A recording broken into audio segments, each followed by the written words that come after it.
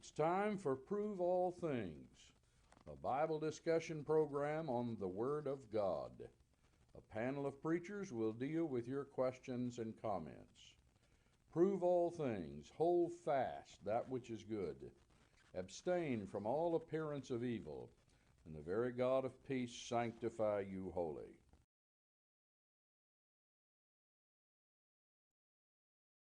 Gentlemen, it's a pleasure to be with you tonight. We are glad to be back. Engineer Dave finally got it in gear and is back with us. He had to take a week off. Actually, he was moving.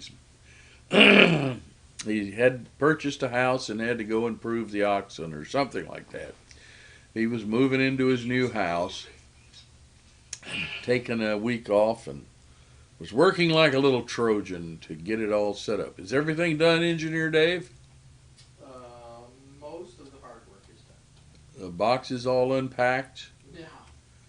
You know where all your clothes and dishes are, and I think I found the box with my underwear in it. okay, then life is good.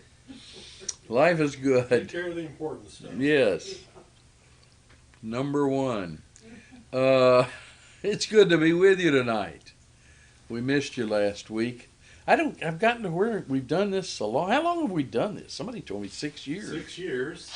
My goodness. Well, I've gotten to where I've done it so long, I don't know what to do on Tuesday night. It's like Sunday when I'm sick.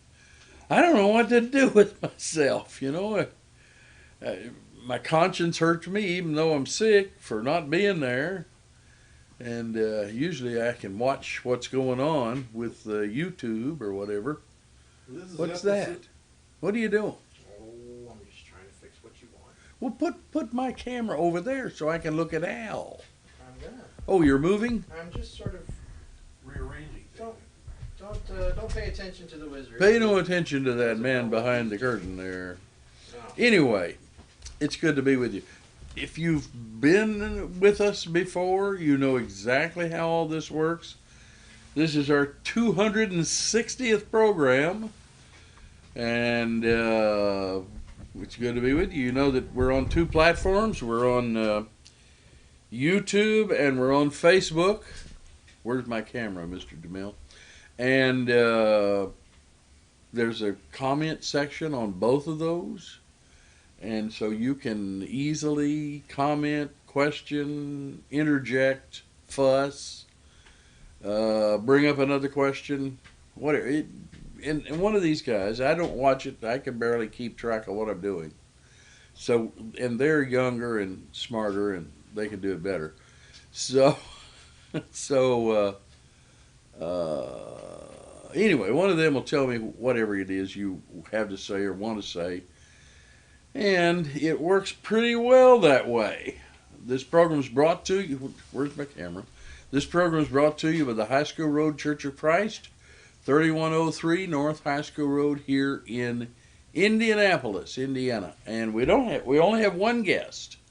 I guess you're a guest. Are you a guest?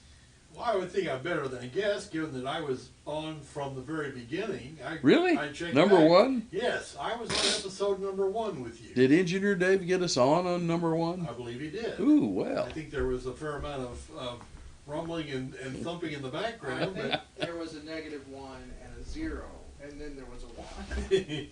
Okay. Anyway, that other voice you hear is Alan McKee, he stole my camera, but anyway. Well, you got the other camera. I know, I bet you look better now on this I bet I new know. camera. But anyway, it's good to be with you tonight. We're looking forward. I've got a couple of canned questions. One that somebody sent to me from another site. Let me move this over so I can stare at the cameras, sort of. Another site, and let me get it going here. Yes. Okay. Still over here. I'm getting it. Here, Alan, you're going to answer this. Mm-hmm. This questioner said, our liberal Church of Christ and denominational friends will make the argument that since the church is the people and not the building, then it does not matter where you worship. I can't see. Oh, here, it's too big. Oh, get over here where I can get you all on the same page. Where you worship, as long as you're worshiping in the spirit and truth. They will say the church could meet anywhere, such as an empty restaurant or an empty denominational building, and it be okay as long as you're worshiping in spirit and truth. He could have added a bar or a billiard parlor or some of those things. They will make the claim, if you would be okay worshiping at an empty restaurant that has a different name. I miss the Sizzler personally. But anyway, why would it matter worshiping? That shows my age. Why would it matter worshiping at a church building, he puts that in quotes, with a different name as long as you're worshiping correctly? How would you respond to that? And if asked, how would you respond to this question? Would it be sinful if the church was worshiping in a building that had a denominational name on the sign, as long as you're worshiping in truth? What do you think about that? I don't think it makes a difference what building you're in. I really don't. I think I don't think the sign out front means it. Means anything either. You remember Jesus told the woman at the well in Samaria, that the Jews worship in Jerusalem and you worship in the mountain. But the day is coming when you worship God in spirit and in truth wherever you are. And I also had a look at the letter of Paul wrote to Philemon, and in that letter he says, Paul, a prisoner of Jesus Christ, to Timothy our brother, and to Philemon our beloved, dearly beloved and fellow laborer, and to our beloved Apphia and Archippus, our fellow soldier, and to the church in your house.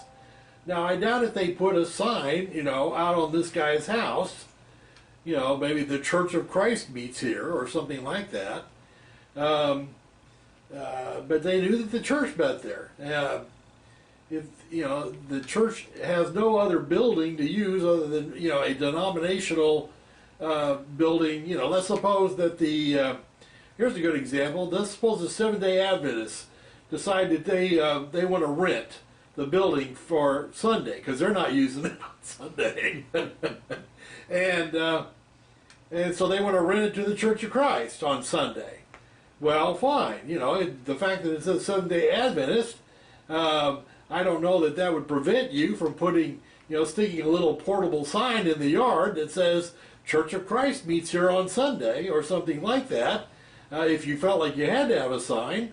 But I think you could let people know, yeah, we're meeting now in this building at this time at this place, and we're worshiping according to the New Testament examples, and yes, this is the Church of Christ, and pay no attention to the sign on the door because that's the other group.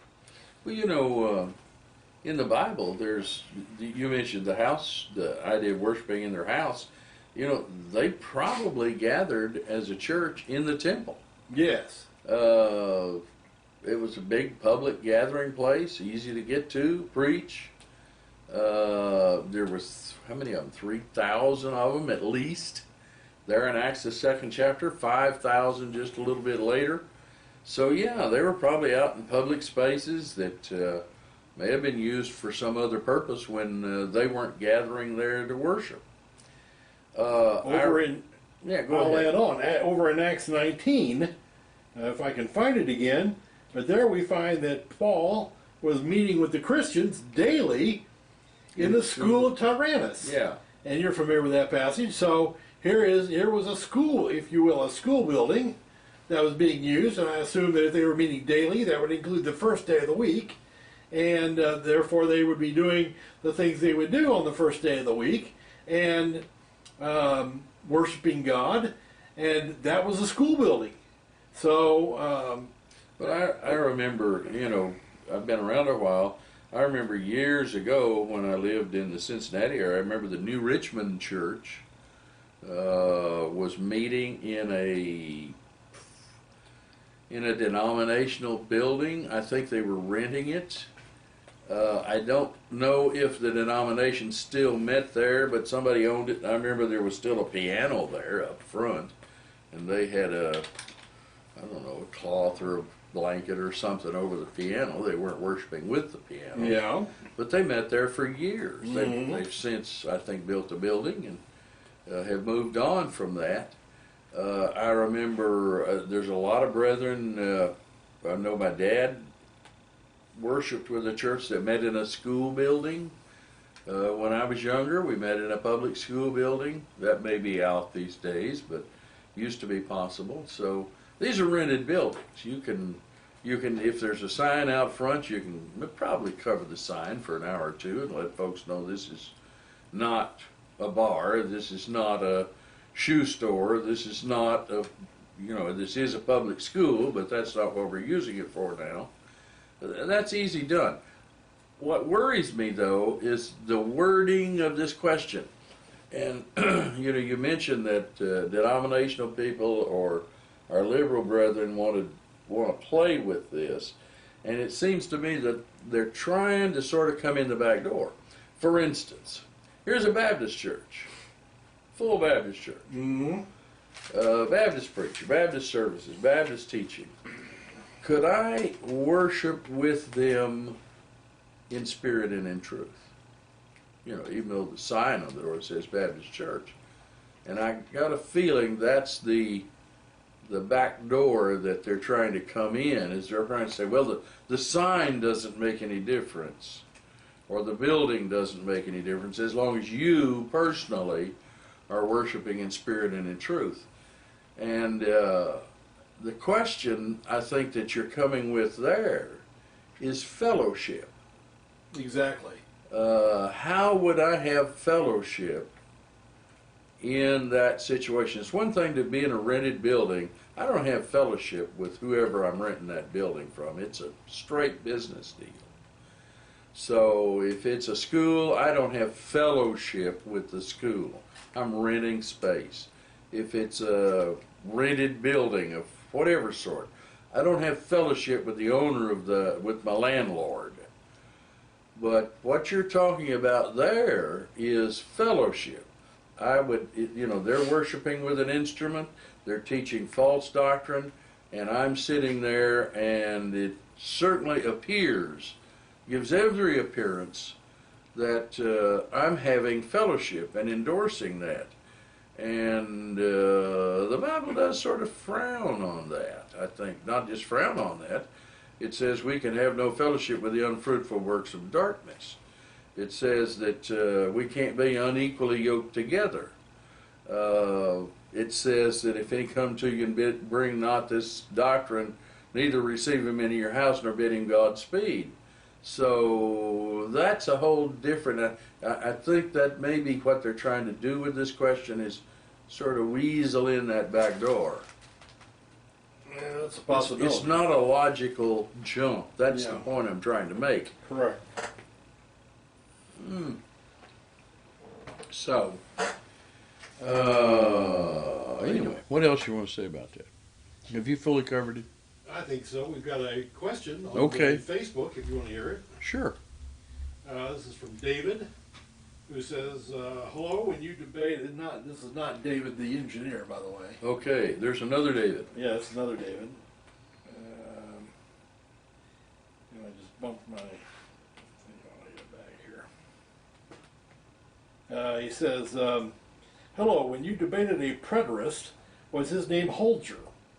Or Holger? Holger.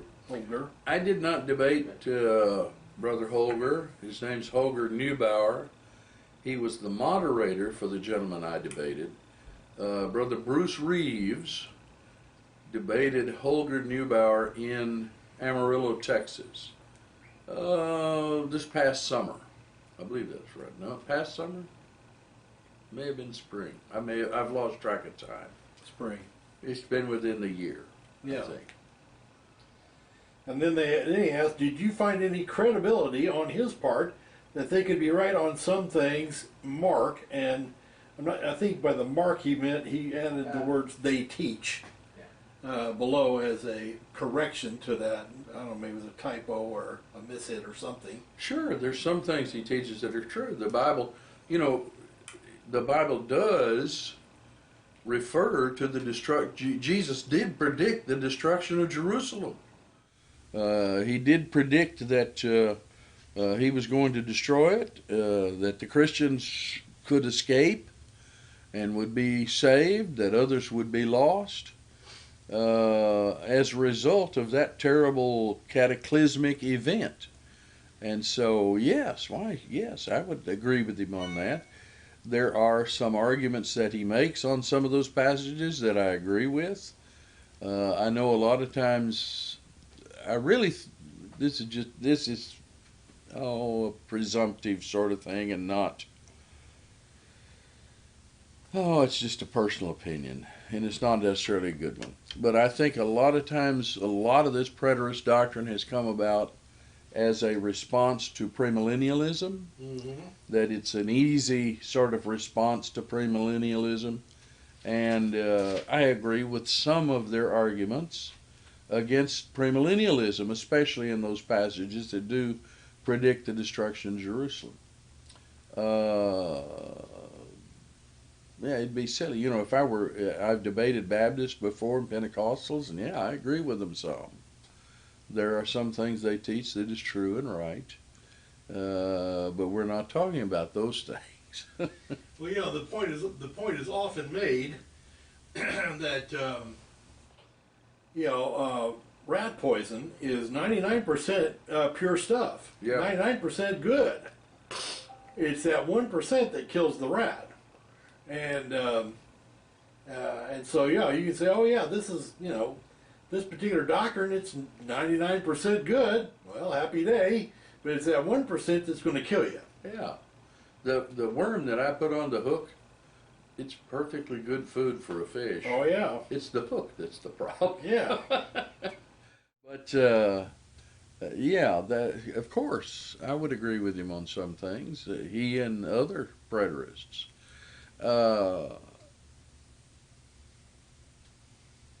They do get pretty extreme, and it does become problematic that it's very difficult to, once you begin looking into the doctrine, it drastically rips apart, alters your view of much of the scriptures, and I think is a false doctrine. Yeah, their whole view about the return of Jesus Christ and the resurrection of the dead, in my mind, just simply turns that part of the gospel on its head.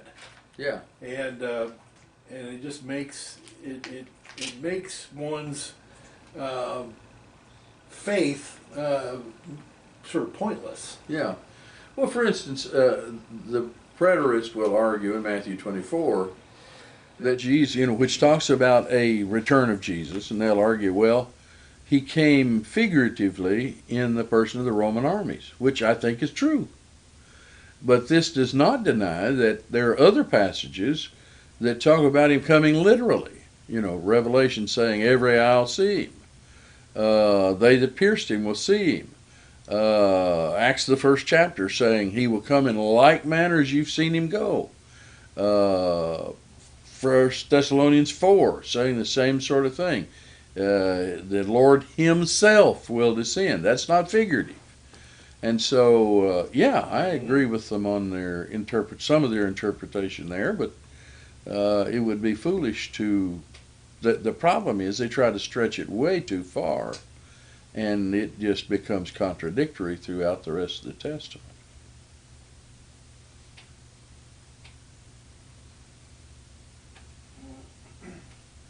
What? You got another one? New topic. Go ahead. Actually, Ed brought up a new topic, but after you started talking about this topic, he said the devil spoke a lot of truth in the wilderness when he tempted the Lord. There you go. Well, he quoted passages. True. Jesus could turn the stones to bread. He would be lifted up lest he dash his foot against a stone. so forth, and he had come to receive all the kingdoms of the earth the devil was offering him. But it was also true that he wasn't to be tempted. So yes, you're right. Good point, Ed. Now, what's the other thing? All right. Ed says this is for Alan. I won't. So what? He says it's for Alan because John usually goes on and on. And he later said, by the way, just joking about John going on and on. But anyway, 1 Corinthians 5:11. Please explain the text. Hold on, let me make sure everybody's seeing this. Please explain the text and also the practical application on parents eating with grown married children.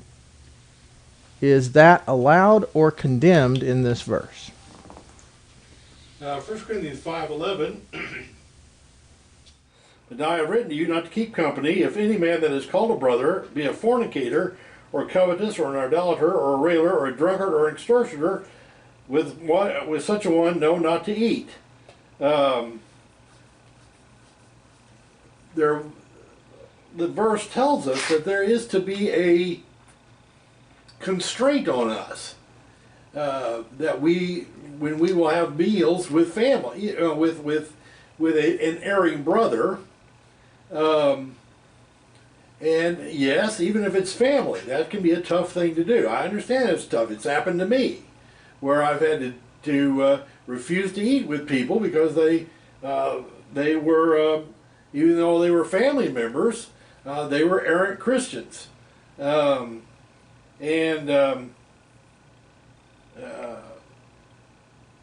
think some are going to try and make the excuse of, well, here's a brother that is called a brother. Well, he's not a fornicator or a covetous or an idolater or a railer or a drunkard or an extortioner. He's just off in a different denomination, off in a doctrine. And they'll try and make that excuse. But the point here again is, if we compare that to what Paul has written over into, I believe it's 1 Thessalonians, if I remember right. Let's see if I can find it quickly.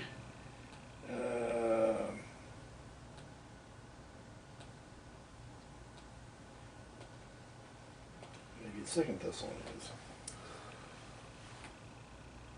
I'm not going to say anything because I go on and on. He said he was joking.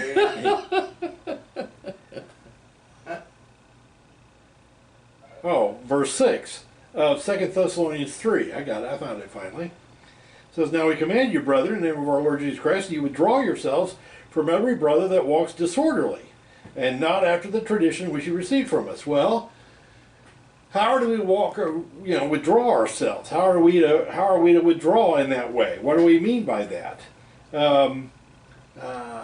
Do we sit down and have a meal? I think that there is the idea that we need to have that brother, even if it's a family member, understand that we do not approve of what he's doing.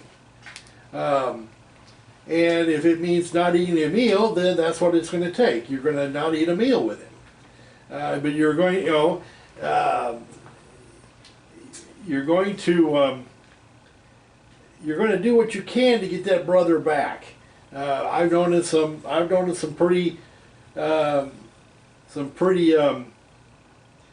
severe cases, I guess I would put it, where family members have become estranged from one another because one member of the family has decided to go off into some kind of a complete apostasy.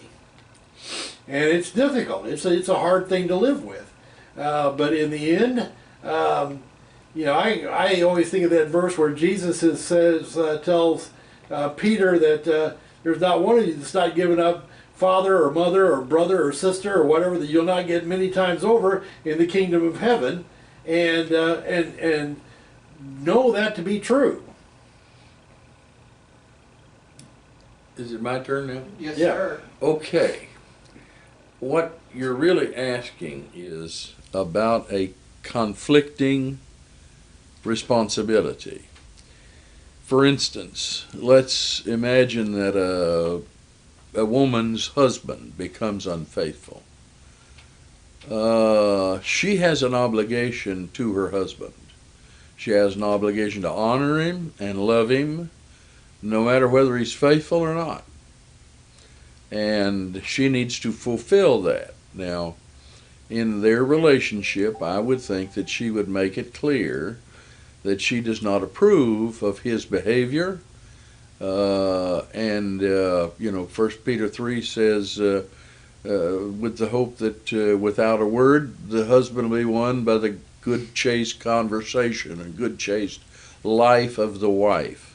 So she doesn't need to nag him, but she needs to make it clear that she doesn't approve of his behavior. But she has a conflicting obligation.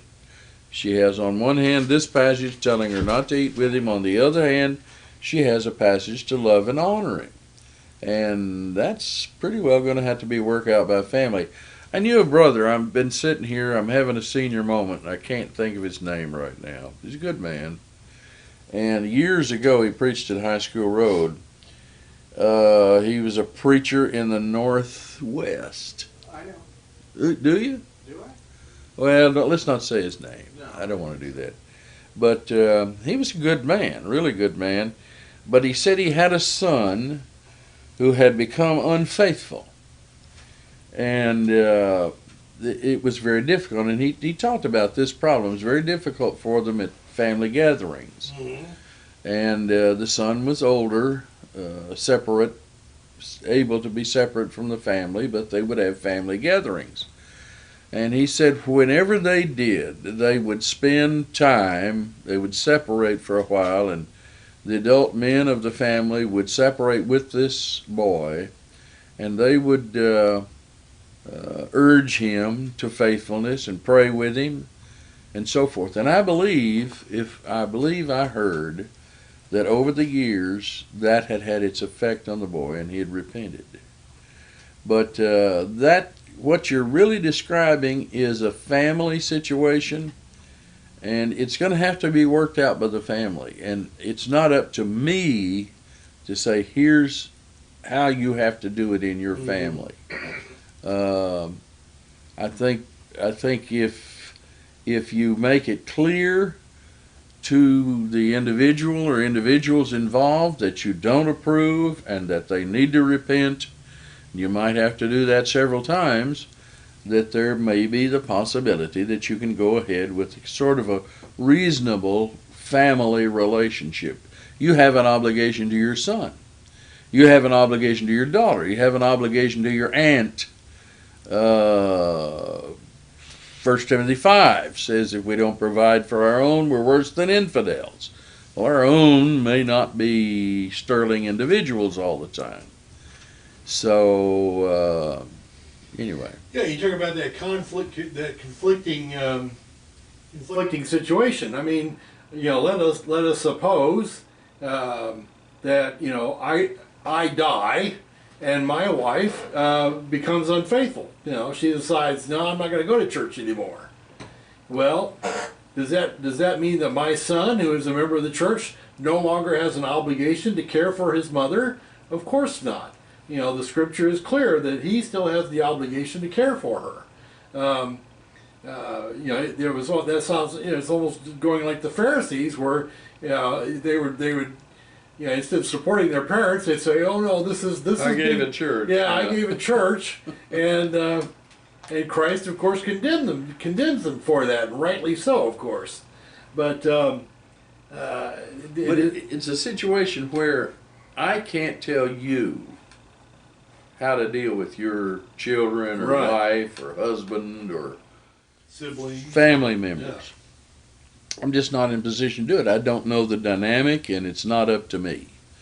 I know those who have pretty well cut off contact, and a lot of times the contact is cut off by the sinner, and because they just can't stand being rebuked on a repetitive sort of basis.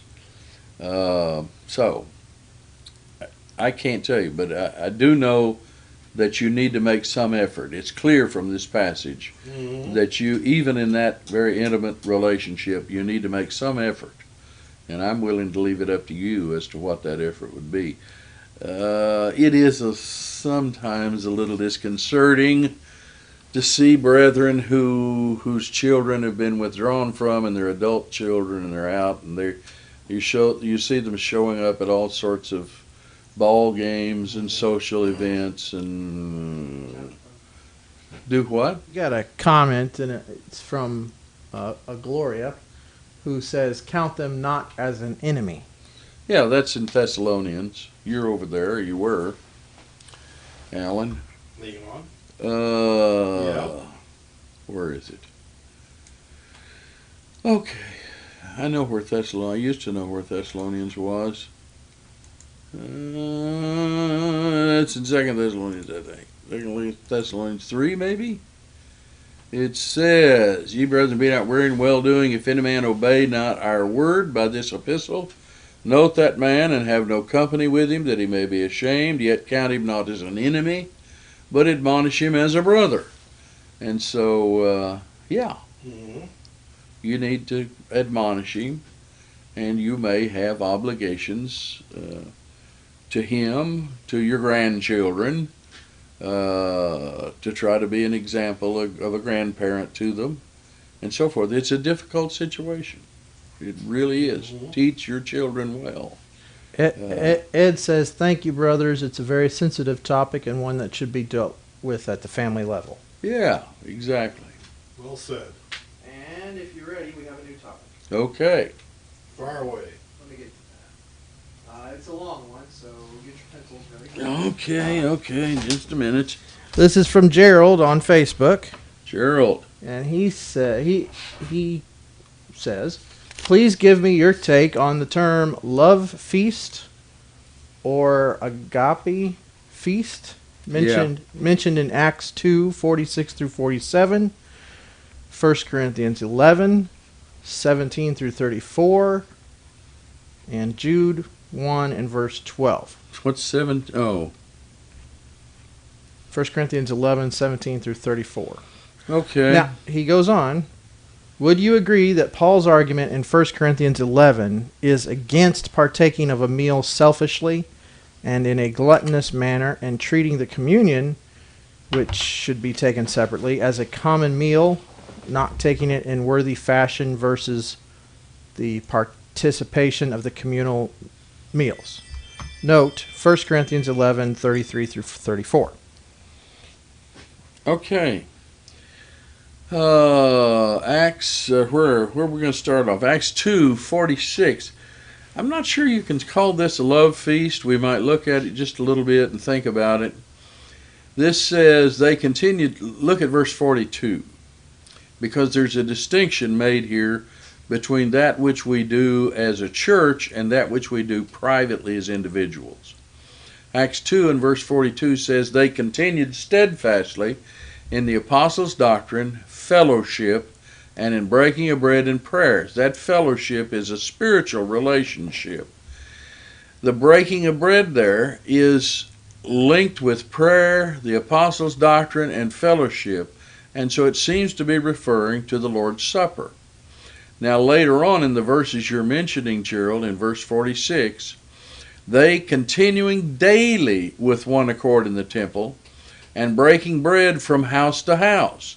So they were worshiping with one accord in the temple and breaking bread from house to house. This was not a congregational thing. Okay, this was not something they did as a group. This was something they did individually. They did eat their meat with gladness and singleness of heart. So 46 is different than 42. 42 is referring, I believe, fairly clearly to the Lord's Supper. 46 is referring to something else. You mentioned, there's a lot of other passages I can look at, but you mentioned some of them. You mentioned 1 Corinthians 11, which I don't think the word love feast is mentioned there either. But you might notice some things. This feast was congregational. It starts in verse 20, verse 18, when you come together in the church. So this passage is describing the come together situation, not a private meal, not individuals. It's come together as the church. In verse 20 of the same chapter, you come together into one place. This is not to eat the Lord's Supper. Now that's condemnatory. They should have been coming to eat the Lord's Supper, but they weren't. For in eating everyone taketh before other his supper, and one is hungry and another is drunken. So they were, I've forgotten the word you used, it was a selfish sort of behavior. And Paul makes his judgment about this. He says, what have ye not houses to eat and to drink in? Or despise ye the church of God, and shame them that have not? What shall I say unto you? Shall I praise you in this? I praise you not. Now, you saw that distinction in Acts 2, I hope, 42 verses 46. Here you have it again. Here you have the church come together, which was coming together for the purpose of eating the Lord's Supper. And they had houses to eat and to drink in. They were turning the Lord's Supper into an ordinary meal or a common meal. And they shouldn't have been. That was something that should have been done in their houses. Now he goes on to describe the Lord's Supper, and you'll come on with me, I hope, into verse 33. He says, wherefore, my brethren, when ye come together to eat, tarry one for another. Don't one of you hurry up and take it before the others. And if any man hunger, if it's the idea of a meal, a common meal, let him eat at home. So there's twice in this passage where the distinction is made between that come together situation, the church in one place where they're going to take the Lord's Supper, and eating a common meal, eating and drinking, that was to be done at home. He says, let him eat at home, that ye come not together unto condemnation. The rest will I set in order when I come. Okay, Jude, I've forgotten the verse in Jude, but 12. Verse 12. Yes, sir. Verse 12 has been an argument for a while. These are spots in your feasts of charity, what you're calling a love feast. When they feast with you, feeding themselves without fear. Clouds they are without water, carried about by winds. Now, I don't know exactly what that's referring to, but it's obvious from 1 Corinthians 11 that if it's referring to their eating of meals, they were to do that at home, but apparently this is referring to a feast of love, which seems to refer to the Lord's Supper. And apparently there were those who were taking the supper with them, part of the church, who were unworthy. Verse 11 says, they've gone in the way of Cain and run greedily after the error of Balaam for reward and perished in the gainsaying of Korah. Verse 13 describes them as raging waves of the sea, foaming out their shame. So these were the people who they were sharing fellowship with in the church, and they were partaking of the Lord's Supper with them. And the obvious, I think, implication is Jude is telling them that they should be disciplined and they should be withdrawn from 1 Corinthians 5 and so forth. They shouldn't be sharing the supper with them because of their ungodly behavior. It's not referring to a meal, a common meal. 1 Corinthians 11 denies it. Why would they then be feeding themselves without fear? I mean, Yeah. If you're feeding yourself, or what do you, what's the, the without fear part suggests that there would be some potential punishment. Yeah, what are they afraid? If they're all chewing on a chicken leg and an ear of corn, Yeah. what's to be afraid of? Yeah. Where's the fear? What's the purpose of the fear? But if the thing that they're taking of is holy in and of itself, and that's the Lord's Supper, Yeah. then maybe they need to be a little concerned. Yes. So anyway, did Gerald mention any other passages? Because there are a couple of others that a lot of times people will mention. Okay. I can read. Read it again for me. Yeah, See if I missed I'll just read. The passages he mentioned were Acts 2, 46 through 47, 1 Corinthians 11, 17 through 34, Jude 12, First think Corinthians, there's a 1 Corinthians passage 11, in- specifically 33 and I 34. think there's one in 2 Peter. I can't remember where that's a parallel to Jude. But anyway, I can't find it offhand. But I would say the same thing about the passage there, that it has to do with fellowship in the church, not who's sharing a chicken leg. Well, Sounds good to I me. carried on and on. Yeah, yeah. I gotta quit. My wife even fuzzes at me for doing that. And we'll hold you guilty. Yes, absolutely. Quiet on the social front. It's quiet out there. Come on, people. Let's get this shared. Let's like it. Come on. So many of these churches, you know, back in my grandparents' day and so forth, we'd go to church. My mother went to church in a wagon. My dad did too. I remember riding with my grandmother in the back of an old pickup, an old Chevy pickup, and they would go over to services, and especially if there was a preacher. They didn't have a regular preacher, but if there was a preacher, they would have 2 services. And in the afternoon, they would have dinner on the grounds. And everybody would bring a basket or something from home, and they'd have their dinner on the grounds. And nobody thought that that was the church providing that. It was just, they didn't, it was a hassle to get home. And so, and there's no restaurants near, like we've got 50,000 places to eat here these days. And they would eat their meal, and then in the evening, if there was a preacher, they would meet again, and so forth. That was one thing. It was simple. It was honest. But these days, people have changed all that. They've got the church providing meals, the church building facilities just for meals, and basically turning church buildings into restaurants and serving. There's no indication that the church was in the business of providing social meals. Now somebody's going to quibble and say, what about the poor?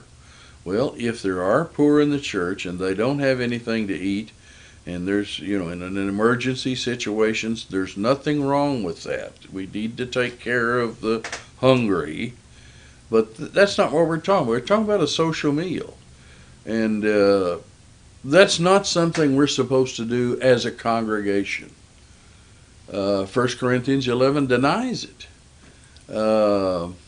So you might think about it, but I think a lot of people have, especially older people like me, have that image back from the past, and they think, well, there's nothing wrong with that. I've seen others who want to have meals like that, have a big fish fry, and invite all the neighbors. That's how we'll get them into the building, is we'll feed them donuts, or we'll feed them fish, and so forth. And I like donuts and I like fish, but it's not the gospel. The Lord's church isn't to attract people by these means. We're supposed to attract people with the Word of God. I always appreciated the phrasing that our beloved departed brother Harry Lewis used to say. You've heard me say this before, and I'll say it again. His statement was, no one ever got chicken-legged into heaven through the church.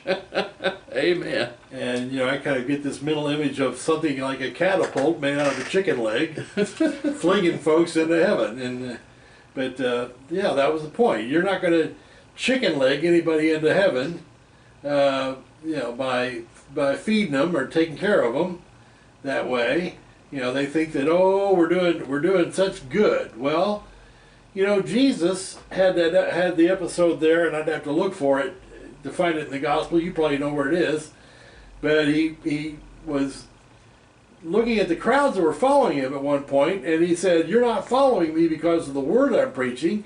You're following me because you ate the other day, and you want more. Yeah. And when and there is that aspect of human nature that, if we're going to get yeah, I'll go to church if I get a free feed out of it. If I get a free cup of coffee and a donut, I'll go to church, but I'm not going to go otherwise. Well, you know, what kind of worship is that, for crying out loud? You know, when I was younger and could actually move faster than a snail's pace, you know, the High School Road Church has got a big grassy lot next to it. We don't have anything. We don't know what to do with. There it is. And a lot of us were younger then, and we'd get out there on that grassy lot, you know, on a weekday or in the evening or on a Saturday, and we'd play football. Well, the church wasn't playing football. We were just using an empty lot that happened to be there that nobody was going to chase us off of. But there's a world of difference between that and what so many churches are doing, building a gym and having a basketball program and a baseball program and a soccer program, all of it designed to get people into the church. And that's just not in the scriptures. I think it's designed just to get money. Huh? I think it's designed just to get money. Not necessarily. They make money out of it. You know, there's money to be made, but I don't know. I think At the least primary driver is to get attendance. They want people to align themselves with the church, and why? Well, we offer the most fun stuff. I worked with a fellow at one time who Told me flat out that's why he was in favor of this one church he was attending, because they had the best basketball court. And it's like, okay, I guess, you know, if that's your criteria, that's your criteria. But yes, sir. What you got? Yeah, where did I do the sound there? Gerald wrote back, and he says, early church historians would disagree. Tertullian and many others who have proof of these feasts. I don't doubt it. But unfortunately, as we look at the Bible, the New Testament, Tertullian, when Tertullian was writing, what, 300 years after Christ? I have no doubt at all that these churches had devolved into social meals. Paul's already having to warn them about that in 1 Corinthians 11. And to say that Paul's statements in 1 Corinthians, I'm pointing at my Bible, by the way, to say that Paul's statements in 1 Corinthians 11 stopped all of that in the church and they quit having these social meals, I don't think that happened. They went on doing it. Some of them did. Or at least maybe they stopped for a moment and then went back to it. So I enjoy reading about what those Christians did after the New Testament period, but that doesn't establish the truth of a thing. What's in the Bible, what's in the New Testament, and 1 Corinthians 11 is really pretty clear on the issue. So yeah, when Paul very bluntly says, if you're hungry, eat at home, that pretty well settles the argument. yeah, Tertullian might have been willing to talk about a single bishop over a church, or a metropolitan over a city or a community, or something like that, Yeah. and that didn't make that so either. So I appreciate it, and I have no doubt that you're right about Tertullian. Yes. Engineer Dave has a little question. Oh. It dealt with sort of what you were saying. Last night I was at a school board meeting, and two reverends got up and talked. Dave's doing air quotes. Air quotes for those of you who can't see me. Reverends got up and talked, and yeah, you know, I won't say what they talked about. Who cares? My question is, what's with the black and white shirts? And do you really have to wear something like that to show? Is it to show authority? What's the point? What's with the black and white shirt? And better yet, it was a woman wearing the black with the white. Oh, that's a whole different thing. Well, What about it, Alan? I don't know what about it. I would suppose, I would be speculating to say this, but, what is the point of wearing some sort of special garment to show your clerical status? In effect, the Bible, the New Testament tells us we are all priests. We are all priests. We are a royal priesthood, Peter tells us. And yes, the priests in the Old Testament wore special clothing. Should we all be wearing shirts with our collars backwards? Maybe we should. If we're going to show that we're all priests, we do that. This division between what some of the denominations have between what they would call clerics versus laity. Clergy, yeah, that's the word I was looking for. Clergy versus laity. And it's just not in the Bible. It's just not in the Bible to make that distinction. We're all, when Jesus said, go into all the world and preach the gospel, he wasn't saying, only if you're a cleric. More to the point, I guess the shirt was offsetting.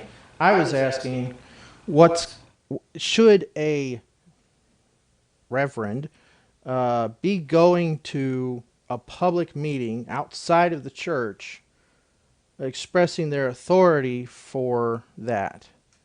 I don't know. Am I making myself clear? Yeah, I think so.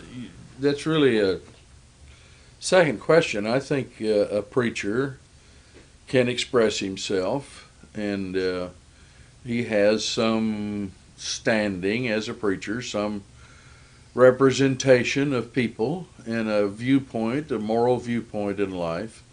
But the other question about their appearance, in Matthew 23 and verse 5, the Lord's condemning the Jews and says all their works they do for to be seen of men. They make broad their phylacteries and enlarge the borders of their garments, and love the uppermost rooms at feasts and chief seats in the synagogue, and greetings in the markets, and to be called of men Rabbi, Rabbi. But be not ye called Rabbi, for one is your master, even Christ, and all ye are brethren. Be not ye called Rabbi, for one is your master, even Christ, and all ye are brethren, and call no man your father upon the earth. For one is your Father, which is in heaven, neither be ye called, I missed my save, neither be ye called masters, for one is your master, even Christ. The greatest among you shall be your servant. Whosoever shall exalt himself shall be abased, and he that shall humble himself shall be exalted. And so I think Jesus was condemning people who would try to call attention to themselves as somehow or another more holy, more religious, more pious than other people. Than thou. And I don't see anything wrong with the preacher going to a school board meeting and everybody knows he's a preacher. But that would be my opinion about the special clothing. I must admit, I have different viewpoints. I grew up where everybody who went to church wore a suit and tie. Yeah. And there are some churches I'm going to these days where that is just out of fashion, but I can't stop wearing a suit and tie. I don't think it's my preacherly garb. I try to think. I think of it really as showing respect. Mm-hmm. And I'm not going to. I did notice. I went to a wedding, and I did notice there's a lot of people there dressed a whole lot better than they ever are when they come to church. Mm-hmm.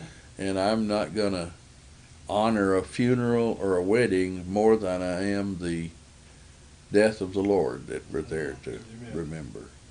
So. Got a comment from David. Okay. on Other Dave? Another Dave Okay.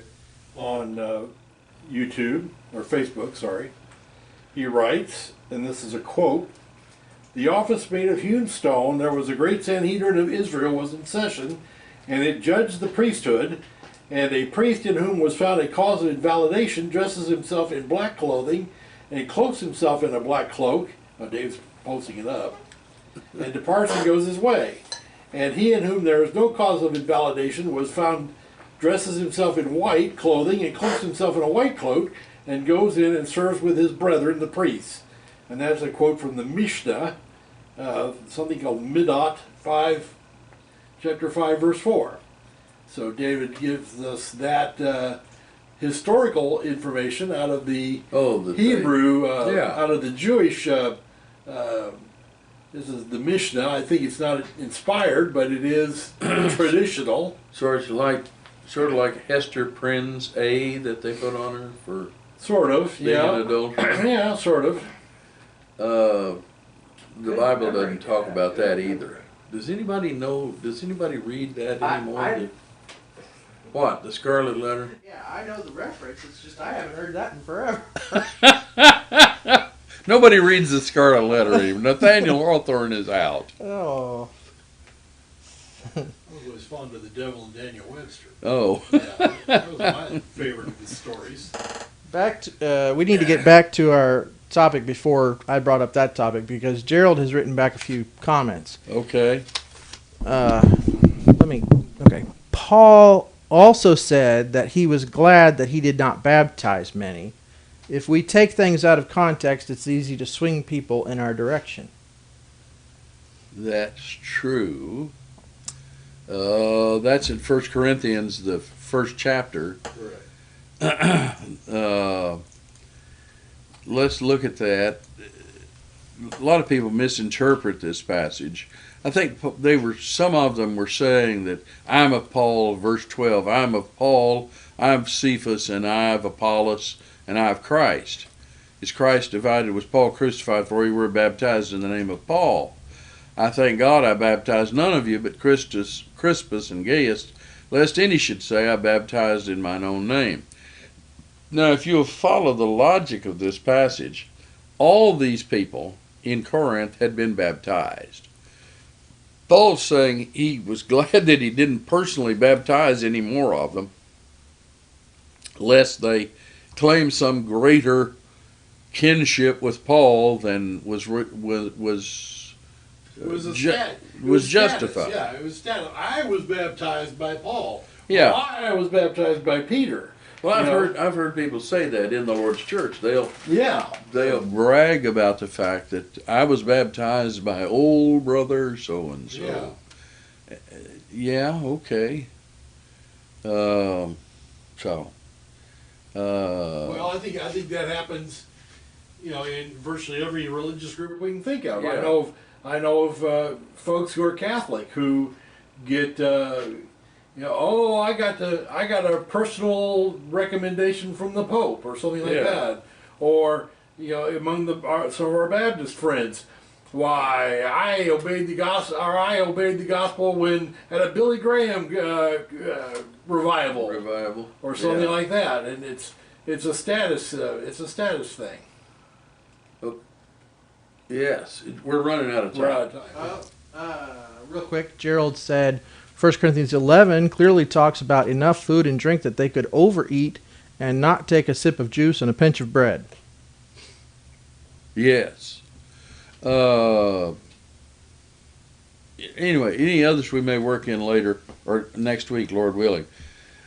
This program is brought to you by the High School Road Church of Christ, 3103 North High School Road.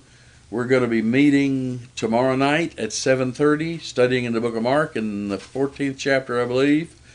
On Sunday, because of the Brickyard NASCAR race, we had a problem with the 500. We tried to meet at our normal time. We had difficulty. A lot of our members had a great deal of difficulty getting there and getting away because of our proximity to the track. And so on Sunday, we're going to be meeting at 8 o'clock. We'll only have one service. That's 8 a.m. At 8 a.m. We'll just have one service. We won't have Bible classes. We'll just have the one service. 8 o'clock Sunday morning. And usually we have more people then than regularly, but That's true. we hope you can be there with us. It's been good to be with you today. If the Lord wills, we'll be able to be back next week. Good evening to you.